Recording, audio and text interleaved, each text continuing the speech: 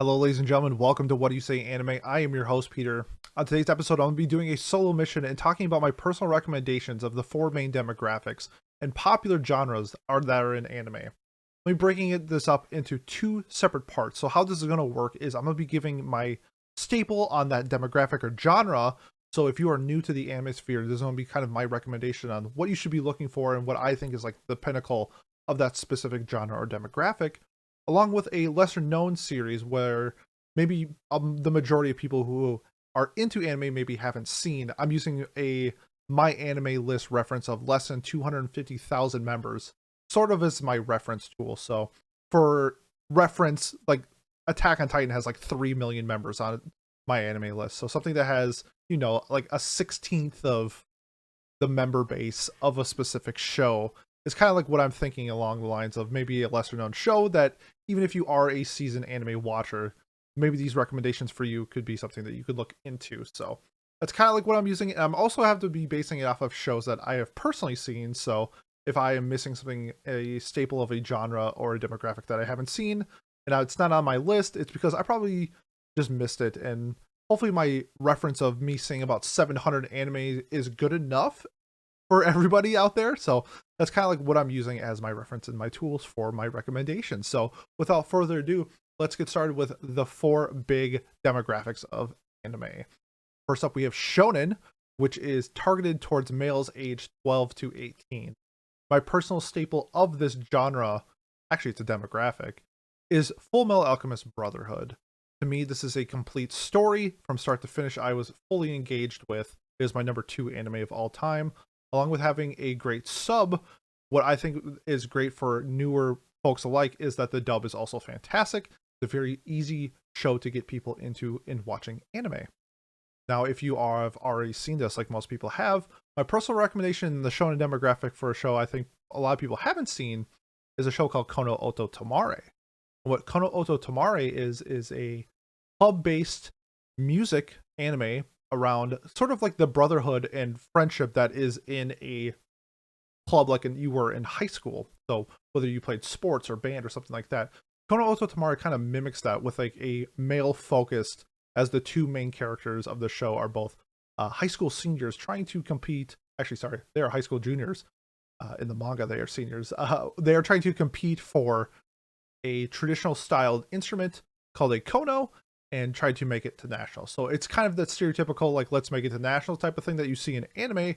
However, with the music focus is a little different than what you see in something like IQ or Ahu no Sora or Slam Dunk or something like that in traditional high school sports. This is more focused along the lines of music, and there are some more drama elements to it. However, still focused and lighthearted enough to be targeted towards that demographic. So my staple, Full Metal Alchemist Brotherhood, and my recommendation is Kono Oto Tamare. Moving away from shonen, we have Seinen, which is its older brother that targets the demographic of 18 plus males. This ranges anywhere from fatherhood to murderous Vikings, which leads me to where I am now in my staple, Vinland Saga. It's a depiction of 11th century Vikings and its main character Thorfinn as his adventure of redemption and revenge. It is a fantastic mature themed show that I would recommend anybody out there who is looking for some more mature, especially in terms of visuals and content and dialogue. Vinland Saga to me is just a masterclass of the Seinen demographic. And sort of my lesser known one that I have been really enjoying, I actually finished up last season, is called Police in a Pod. It is about two female police officers set in Japan that deal with real life topics that I found at some points disturbing, but I think that the realness of the show is really what sets it apart.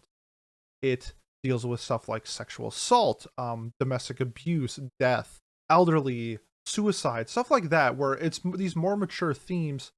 However, how they handle it in a way that they do seemed very nurturing and well done. It wasn't to mock or anything like that. It was a fantastic show that I would recommend anybody who's looking for some more mature themed drama to go check out Police in a Pod. After that, those are the male demographics. We're going to move over to the female demographics. The first one is called Shoujo, which is similar to Shonen, is targeted to 12 to 18-year-old females. I think a lot of times the common misconception that this is mainly focused on romance. And while romance is a huge staple of shoujo, let's not get confused that it has other elements as well that is just fantastic. So my staple for shoujo in terms of anime is Fruits Basket, especially the remake is a complete story of the manga that I fell in love with the cast of characters. Toru is such a fantastic female lead that can really gravitate towards not only females, but I found myself personally connecting with Toru as well. It is 3 seasons. It is, I think, roughly 62 episodes, I think, in full. And the recent remake just completed the whole story, and I absolutely fell in love with the series all over again. Highly recommended to anybody who's looking into more shoujo stuff. My lesser known one that I'm a little cheating here because its original ran of its manga was labeled as a shonen. Currently, if you looked on Mal, it is a seinen, which I'm really having a hard time depicting like what it is really. So just for cheating sakes, I'm putting this into shoujo. It was my anime of the year last year, Kageki Shoujo. It is a telling of actors who are looking to gravitate into a field in Japan where it is a all-female cast that play both gender roles, which is a very interesting concept. It's a real-life thing in the world right now. I'm blanking on the term, but it's a real thing where it's only female actors and actresses, and it depicts a sort of the up and coming of a few characters. One is a former idol, along with someone who just has the natural charisma and talent to be a stage actor. And it really is just a fantastic tale of some of the hardships that you see, especially targeted towards women. You see stuff like eating, body dysphoria and stuff like that, along with the feeling of like not being good enough when you have like a sibling in the same field. It covers a wide range of that, along with its cast just being absolutely stacked. It was one of my most favorite shows of last year, hence why it won my anime of the year. And after shoujo, graduating from high school, we get Josei, which is targeted towards 18 plus females, along with, similar to Seinen, having more mature themes. It still has the undertones of sometimes being ranging anywhere from like motherhood to also violence. My staple for the Josei genre is a show called Kids on the Slope, which takes place in post World War II Japan that centers on jazz and the relationships that's built through music. It is a fantastic show that ranges from heartbreaking and emotional to fun and toe-tapping jazz music. My lesser known Josei that I would recommend is a show called Honey and Clover, which is set in a art school college in Japan and deals with some of the relationship building of your classmates and your peers while trying to figure out what you want to do in life. Like in this specific instance, they're in art school. They know that they want to do something with art, but they struggle with sometimes the interpersonal communications with their peers, along with trying to find a career and finding a path in art. You see the disparity with somebody who is much better than one other person and how they come to terms with that and how they can try to advance themselves in that field. It's a very well done college anime, which is a rarity, and I highly recommend it to a lot of people. Those are the demographics. We got through all of those 4. So next up, we're going to move to specific genres. First up, we got action. Who doesn't love a good fight? And to me, the staple for action is Hunter x Hunter. Along with having fantastic choreographed fights, it also has the impact and storytelling that those fights have meaning for, which is what I look for when I see fights. I'm not looking for necessary evil guy who just wants to blow up the world. Looking at you, Frieza. I'm looking for impact. I'm looking for meaning for why these people are the reasons that they are, and sort of the deconstruction that you see of these characters and where they come from, along with having a fantastic protagonist and cast of an ensemble that we have with Gon and Killua and Kurapika and Leorio, and it has my favorite fight of all time in Miriam versus Netero. It's just a fantastic show that touches a whole bunch of different genres. However, to me, the impact of the action is what sets it apart from other shows. And my lesser known action show that I'm going to recommend is a show that we actually reviewed on the podcast as one of our first shows for Watch Club. It's a show called Princess Principal. and it sort of has this over-the-top mystery James Bond theme with a female cast. It has a steampunk-esque style of show that is really not seen, I think, in anime, at least from my understanding and what I've seen personally. You don't see a lot of steampunk-esque shows.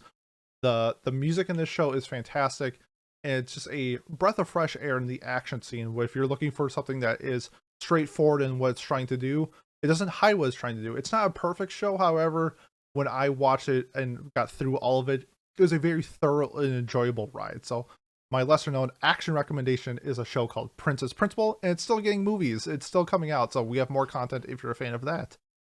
Moving away from action, we have mystery, which is leads to me to what I think is the best anime ever made, just in general, and that's Perfect Blue. It is a Satoshi Kon film made by Madhouse Studios that mixes some horror elements and psychological elements with split personality disorder and some things. What objects in the mirror may not like appear what they should be. So it has a very nice twist to a psychological element, along with the idol scene in Japan is a really cool adaptation, and how they incorporate that into a psychological horror film, along with the mystery of trying to put the pieces together of who, what, where, when, why. To me, Perfect Blue is just a fantastic story. And my lesser known one is from last year. The show, not a movie, it's a show called Sunny Boy. We actually reviewed it for Watch Club, and it's just a great analogy for childhood and growing up and the mystery of the world and what's to come. And if you're a fan of these character driven shows with a unique take on how somebody is supposed to be in life and how they're supposed to grow up in life, and putting those pieces together in your life, the mystery of life itself, that's what Sunny Boy does. And to me, Sunny Boy was just a very enjoyable ride. I had an absolute blast watching it, and to me, it is a fantastic show that I would recommend to anybody who is looking for a more in-depth show, a show that you need to put your cell phone down and pay attention. You need to look for the clues. You need to put your mind together and go on maybe Reddit or something when you don't have a question, because this show is very deep and has a lot of like subtle meaning and visual storytelling elements that I thoroughly enjoy. And to me, Sunny Boy was one of my favorite shows from last year. I think I gave it like my number 9 spot. It's just an incredible show, and I highly recommend it if you're looking for something more in depth and a mystery element that's not just solving the puzzle. It's not this who done it. It's more of a what or why. So it's a very, very unique style of mystery. After mystery, let's get a little bit more in depth in drama. So my staple, it's my favorite anime of all time. Perfect Blue, I think, is the best anime of all time. This is my favorite anime of all time, and that's Violet Evergarden. Shocker, if you know me, I absolutely adore this show. Violet Evergarden, to me, is a full encapsulation of a show that is a child war-torn soldier who doesn't really know where her place in life is, and sort of just takes on the role of this message carrier, this message writer, trying to get the stories of other people out to the people that need it the most, while in turn sort of writing her own story. She had her first path with war. This is like the second coming of her life. It's a very unique style show where it uses words and letters as its basis of its storytelling, and you get to see the encapsulation of Violet as a character throughout this whole period, along with a very unique cast of her peers, along with the people that she works with. It is a absolutely incredible show. It's done by Kyoto Animation, so you know that means it's going to be high visuals. It's one of the prettiest shows I've ever seen. The soundtrack itself is just out of this world. So if you haven't seen Violet Evergarden, I don't know what, you must be living under a rock or something, because this show is absolutely incredible.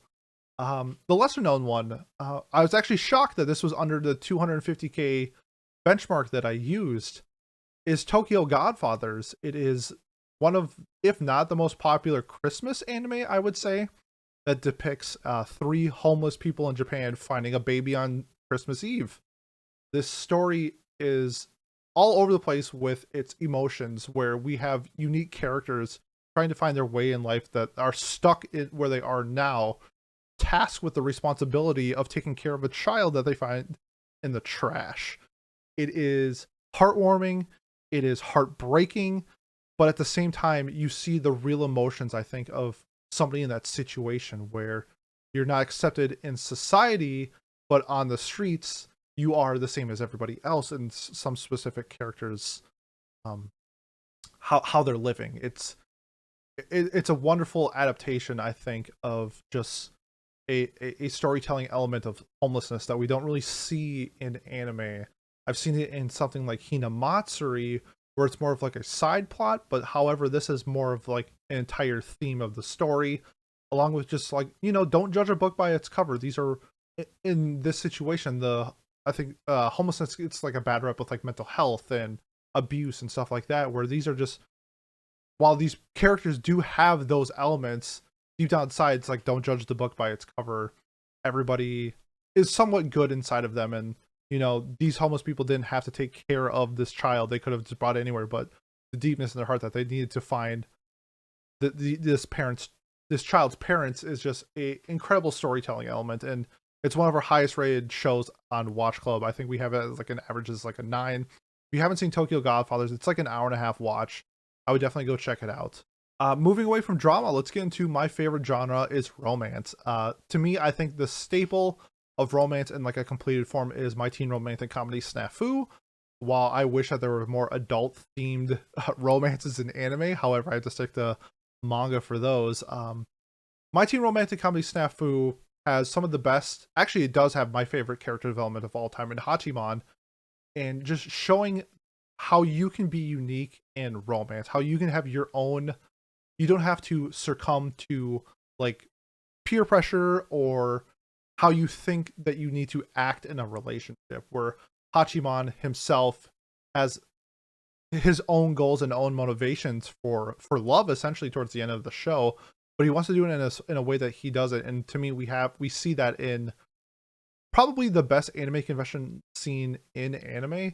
It's just an absolutely incredible moment with, I'm not going to spoil it, but Hachiman and the girl that he ends up with, and how they connect, and how they use their own personal dialogue throughout the story that you see that it's developed, and how they communicate with each other. And to me, it's like, that's what romance is when you have that connection with another person, and you can speak freely and flow perfectly in your own way, and that person receives it and sends it back to you. And that type of communication is just kind of what sets Snafu above, say, something like, I guess in terms of like a staple like Toradora. While I personally have Toradora ranked higher, but that's for like personal reasons, I think Snafu is a better show in general, and how they depict high school relations. And to me, that's just what it does the best, and that's why I thoroughly enjoy Snafu. And that's why it's my staple for romance. And my lesser known one is a movie called Kase-San and the Morning Glories, and it does have like a TV adaptation as well, but I'm recommending the movie. I think it gives you a very well sense of like what the story is trying to tell. It is a Yuri, so it's between two girls, and it's just a very heartfelt and very easy to watch romance about two people discovering who they are and what they like. It's more along the lines of one person knows that she's like a lesbian, and the other person kind of understanding what it is and not necessarily sure if that's what they are, and their development as a couple, and just seeing them grow as not only a couple but as individuals, because as they get more comfortable with their shells and with themselves and stuff like that, that they become more attached to each other. They grow closer, and you see their relationship just blossom in Morning Glory, since that's part of the title. So let's go with that analogy. Yeah, Kase-san in the Morning Glories is just a very, I think it's like a 45-minute movie. It's pretty short, but I think it depicts everything, and the manga itself is still ongoing, which is fun if you're interested in Yuri style shows. It depicts them from high school into college. I believe now they're in like the working world, so it's kind of fun to see like this span of starting and where they're at now. So if you're looking for a romance, check out Kase-san in the Morning Glories. Comedy, very subjective, so you will see my style of comedy. To me, I think the funniest anime I've ever watched is my absolute staple, is a show called Asobi Asobase. I've mentioned it hundreds of times on this podcast. If you jokingly, but also I'm dead serious. If you're a fan of fart jokes, just goofing around, being silly, that's what Asobi Asobase is.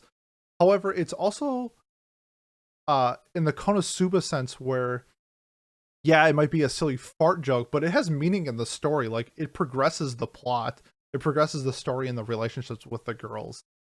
And it's a hilarious fart style show that I would recommend to anybody who's not looking for like dark style comedy, where we have that in anime, but that's more towards like, I feel like live action, like either like TV shows like Curb Your Enthusiasm.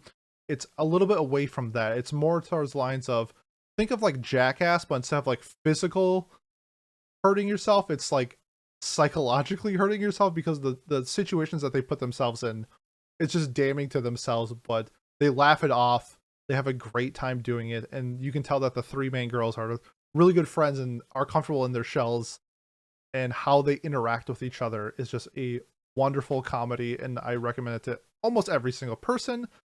My lesser known one is from, I believe it's from last year, and I'm shocked that it's not labeled as a slice of life, but I did have some laughs with this show, and that is called The Sleepy Princess in the Demon Castle. And on the surface, it sounds silly and maybe childish. However, the premise of the show really drives the comedy. It is a princess who gets kidnapped by like Hades or Hell or something like that, or like the devil. And all she wants to do is essentially sleep. And while she's in captivity, she wants to like upgrade her cell that she's like locked in. So she goes on like different missions throughout the castle to find like linen and stuffing and stuff like that, so she can have like a more comfortable pillow or a thicker blanket. And she just wants to sleep and gets into hilarious situations with the different demons. If you saw something like Welcome to Demon School Iruma-kun, it has some vibes similar to that, and it's a thoroughly enjoyable watch. And while you're at the same time, it's a hilarious show. Check out Sleepy Princess and the Demon Castle. Moving away from that, we're gonna get a little bit more fantasy style. So first up is Isekai. If you're not familiar with Isekai, that means another world. So we have like trapped in like video games and stuff like that, teleport to other worlds. So that's what Isekai is. My staple for Isekai is Log Horizon. If you've watched my podcast before, you know I absolutely love Log Horizon. I think it's a fantastic depiction of being trapped in like World of Warcraft or Final Fantasy 14, something like that, that you really don't see done well in anime. We get a lot of adaptations of these style of video games that I think shit the bed. I think Log Horizon is a fantastic telling of that. We have like the guild elements, party elements that you see in styles of video games where it requires multiple people, and that's what Log Horizon does. And I think that is kind of, we get with like SAO, we get with Log Horizon, but I think it misses the mark in a lot of other isekais, that it's more along the lines of like the main character is like super overpowered and it's reincarnated as whatever, like a slime or a toaster. Like we have that all over the place in Isekai. Log Horizon is just, what if I was the guild master of my guild when I played WoW? And it takes a very cool and unique twist, especially along the lines of like politics and the economy, player versus player combat, what happens when you die in the game. It's really a unique storytelling element in isekais where we just don't have a lot of that we see in today's age of isekai. I do think it's getting better, but I think if you've been in the anime world for a little bit, you remember that batch of just awful isekai every single season. And I feel like it's getting a little bit better, but we still have like an overabundance of like absolute generic isekai. So, and then my recommendation for a lesser known isekai is called The Saints. Magic power is omnipotent. What is really unique about this is we have a style of show where the main character that gets transported into another world isn't really supposed to be there, and is more along the lines of a concubine in trying to be like an assistant to the other person that was actually transported. However, the person that they think is the saint, this other person, is actually her, which is another selling point to this, is a female lead in an isekai. Pretty rare, I feel like, especially in anime. I know we definitely have those in manga, but I guess in terms of female isekai, I think of Tanya the Evil, and that's about it. We're getting a second season of this, and it's more along the lines of like slice of life and fantasy than in a traditional isekai where it seems like there's like an overwhelming threat of doom or the apocalypse or something like that, or death. This is more of just like accepting that you're in this new world and now you have to essentially be this person, and it's a very interesting style of isekai, and I would definitely recommend it if you are sick of that traditional style of isekai that we see a lot of. If you're looking for something more drama filled, story driven, dialogue based, check out the Saint's magic power is omnipotent. Moving away from isekai but just more fantasy-esque style elements, more like Lord of the Rings that we get. My pinnacle recently finished, absolutely adore this show, Ranking of Kings. It is a fantastic story of a Midland style, like Dark Ages-esque, with a hint of like wizardry and ogres and stuff like that that you would see in something like Lord of the Rings. We have one of the best main characters that we've had in anime recently with Boji, along with a fantastic cast like my girl Hilling, which I'm wearing a t-shirt of, and Kage, and Despa, and we have a whole bunch of cast of characters. It is a coming of age story of a deaf mute boy and his shadowy friend trying to be the king of his recently deceased father, and being cursed and being deaf has its limitations on what you can do. And to me, what Ranking of Kings does is just a fantastic element of just driving the story with the limitations that you have as a character, while overcoming those difficulties with your friends and your family and your loved ones, and what you can and cannot do, and relying on others. To me, Ranking of Kings is just a fantastic fantasy style show. My recommendation, for the lesser known one, I think it has less members on my anime list just because it's more newer, and it's also because it's a movie. I was able to see this at Anime New York City. Is the movie Belle, which is a retelling of Beauty and the Beast in anime form using music. I thought going into it is going to be like a very generic retelling of this story. However, they kind of flipped it on its head, and we did like sort of a full review before, but I gave this movie a 9, and going into it, I really did think it was going to be a very average film. However, Belle really exceeded my expectations and what I saw, just in terms of the audio elements with the music. Since it's so heavily themed in music, we needed a fantastic soundtrack, and we got that with Belle. It's on Spotify if you ever want to listen to the Belle soundtrack. It's fantastic, along with just like an intriguing story of modern day using artificial intelligence and using VR and using avatars as a new platform for who we see as like the next Justin Timberlake, Britney Spears, or something like that. It definitely have that in like VTubers and stuff like that area, and Belle kind of hits on those themes, and it's a fantastic retelling of Beauty and the Beast, and I would definitely recommend it when you have the chance to. Moving away from like the magic and stuff like that, we're setting our focus on music. Music is I feel like a kind of an underappreciated genre in anime.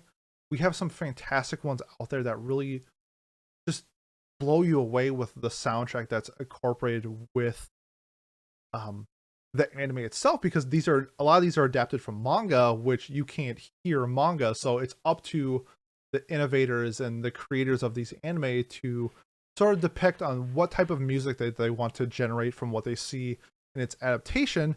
To me, the best music anime I personally just absolutely thoroughly enjoyed this series. It's called Sound Euphonium, done by Kyoto Animation. So if you don't know Kyoto Animation, fantastic visuals, they're gonna blow you away.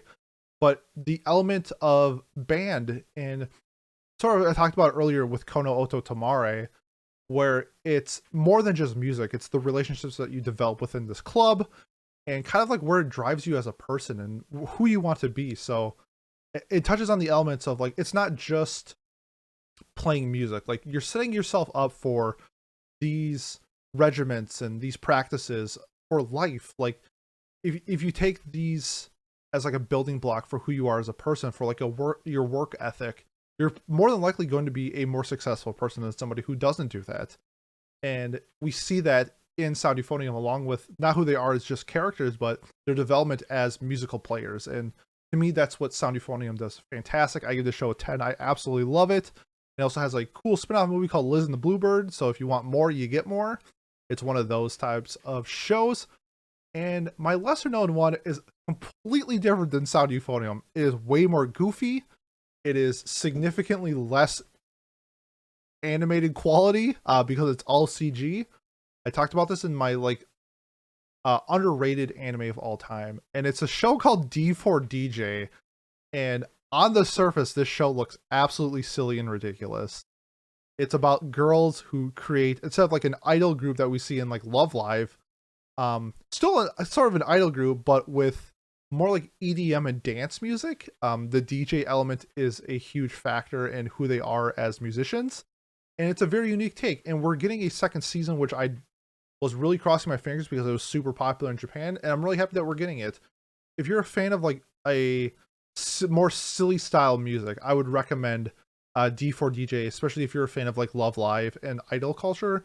It's a kind of a little bit more silly, goofy version of that. However, the cast is so good that you'll have a fantastic time watching this show. And then from music, we're gonna get a little bit more, I would say, serious. Usually these genres have more serious undertones in terms of if it's violence or themes or dialogue and stuff like that. That's kind of where we're leading to. So sci-fi is the first genre up. The staple, no doubt, I think the majority of people would agree that the staple for sci-fi and anime is Steins Gate. To me, it has the best ending in anime history. I think time travel is impossible to write, and Steins Gate does a fantastic job at applying logic to a ridiculous situation that they are in. If you haven't seen Steins Gate, it is a masterclass. It also has one of my favorite it is my favorite voice acting performance of all time in Japanese with Okabe. It's just an incredible storytelling element in sci-fi and time travel and whatever, the butterfly effect. It has so many fantastic elements in sci-fi that I just thoroughly enjoy. And then my lesser known one, kind of like D4DJ, I think it gets a little bit less credit because it's in CG, is called Knights of Sidonia. So this is the story element of Knights of Sidonia is humanity is gone essentially except for this one civilization that is on a moving comet or meteoroid or something like that. So humanity is down to 100,000 people, let's just say, and they have to use like mechs and fight in space against the people that essentially killed off the human civilization. Knights of Sidonia takes place in space, along with just a fantastic premise in this like post-apocalyptic comet traveling adventure.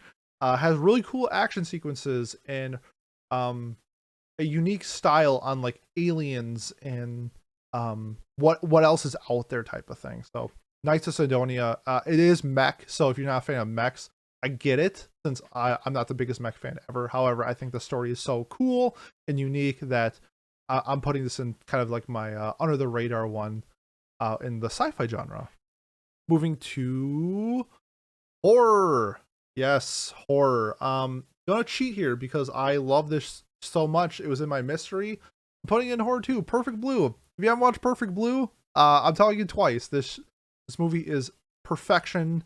It's just an absolute treat of a movie. The psychological elements I talked about before in the mystery of trying to figure out who, what, and where. Perfect Blue has the horror of senseless killing and being trapped in your own mind, and that like psychological horror aspect to me is just what separates it from other shows just in general. And then I'm cheating here for my under the radar one because it was at 257,000 members, but it's so good I had recommended Mononoke. We did a show about this on Watch Club as well.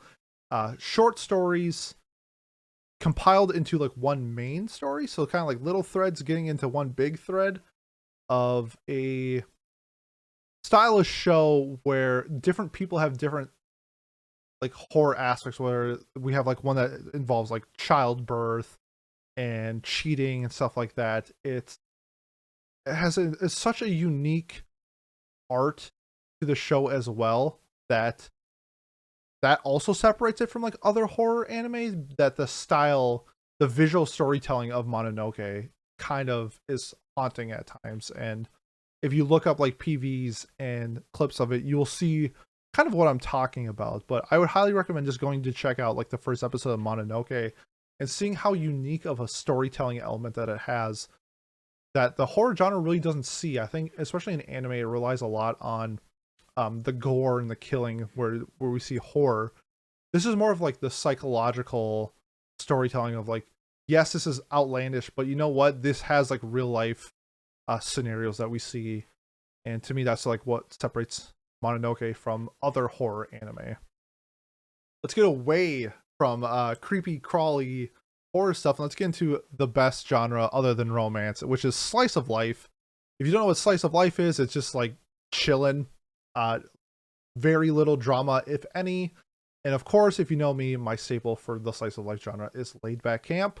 It's about girls going camping. There's nothing more to it. The biggest problems that they have in this show is trying to get money to go camping.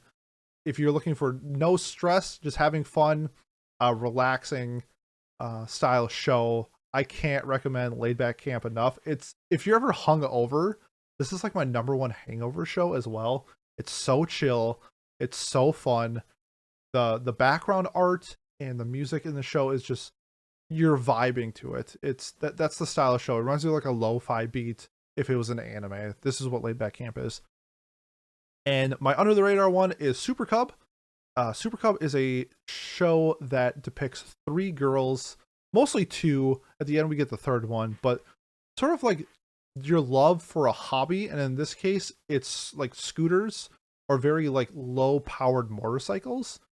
And just a wonderful story that depicts friendship with bonding over that hobby. So whether it's you finding a friend through sports or through knitting or whatever your hobby is, that's kind of like what Super Cub is. And especially for somebody who had the main character who has a hard time finding friends and kind of being alone, that her love of motorcycles and her cub leads to like her best friend. And it's a fantastic telling of that style of show. If you're into something more chill, more hobby based, that's what I would recommend Super Cub. Moving from slice of life, while this genre does have a lot of slice of life elements in it as well, that's adventure. To me, the staple for adventure, it's literally the reason for the podcast. It was my inspiration for the podcast. Is a place further than the universe. And I've talked about this before, but it is a adventure of four girls going to Antarctica, but it's so much more than that. It is a telling of your youth and making with it with what you have left. Time is a resource. How do you want to use that resource? And a place further in the universe depicts that in a way of, I want to go on an adventure. I don't really care what it is, but I need to experience something. I'm sick of being stuck in where I am. And in this case, they go to Antarctica, and it's just a fantastic story of four people coming together over this, in some cases not even the same goal, but like the same destination, and building that relationship from that experience. And to me, that's what A Place Further in the Universe does better than almost any other show. It's just a fantastic telling of adventure and friendship and sisterhood and stuff like that. It's a wonderful show. My lesser known adventure, cheating a little bit here, I think it was at like 252,000, so bear with me, is Somali and the Forest Spirit. Somali is a human growing up in a world where beasts and creatures are the majority, and humans are kind of seen as like a pest. In some cases, a lot of times they're sold off as slaves or just even killed. She is found by a forest spirit who is trying to guide her to her parent. We find out that we don't really know if she has parents, and the forest spirit is on used time, running out, as the spirit itself has a set timeline on when it expires as being a forest spirit golem-esque character. Fantastic storytelling in terms of world building and what a world without humans looks like, in terms of like these beasts, these creatures, these spirits that roam the earth, along with like the father-daughter relationship that they kind of have is just a fantastic storytelling adventure of just adulthood and being a parent and having responsibility. Whether Somali, if it was a dog, it could have been like the same style of story of just responsibility and having that adventure with somebody else. Fantastic story. It sucks that we're never going to get it finished. However, I do think that the 12 episodes that are out are worth every second of watching. And our last genre of the day goes to sports. Save this for last because, as weebs, probably not the biggest in the sports. However, there are some fantastic sports anime out there. No surprise, my pinnacle of sports anime is Haikyuu.